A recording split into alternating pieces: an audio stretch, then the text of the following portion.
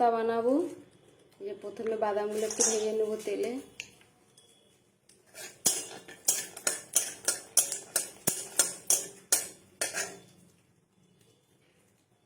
বাদামগুলো ভাজা হয়ে গেলে উঠিয়ে নেব।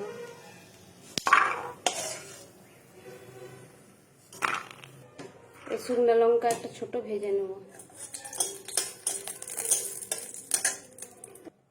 একটু সাদা জিরা দিয়ে দেবো।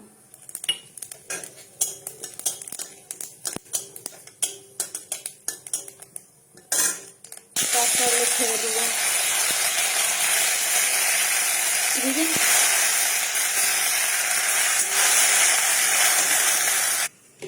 এই যে পাস্তাটার মধ্যে চিলি ফ্লেক্স আর হচ্ছে পাস্তা মশলা যে দিয়ে দেব, আর এই যে অরিগানো দিয়ে দেবো।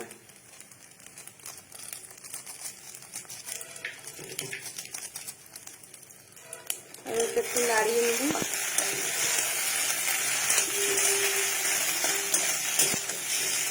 একটু নাড়িয়ে নেব।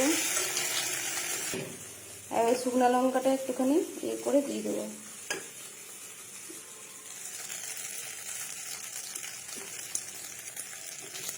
তারপরে বাদাম ভাজা দিয়ে দেবো।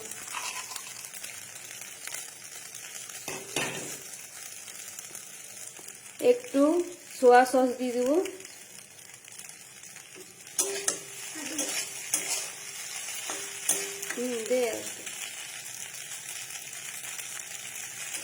আর টমেটো কেচাপ দিয়ে দেবো।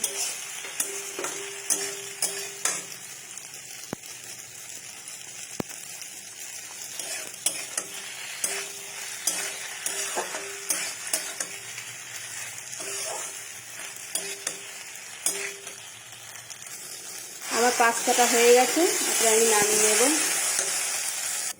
পাস্তাটা হয়ে গেছে। আমি যেইভাবে পাস্তাটা বানালাম আপনারা সেইভাবে বানিয়ে খাবেন, দারুণ লাগে সকালের টিফিনে। টাটা।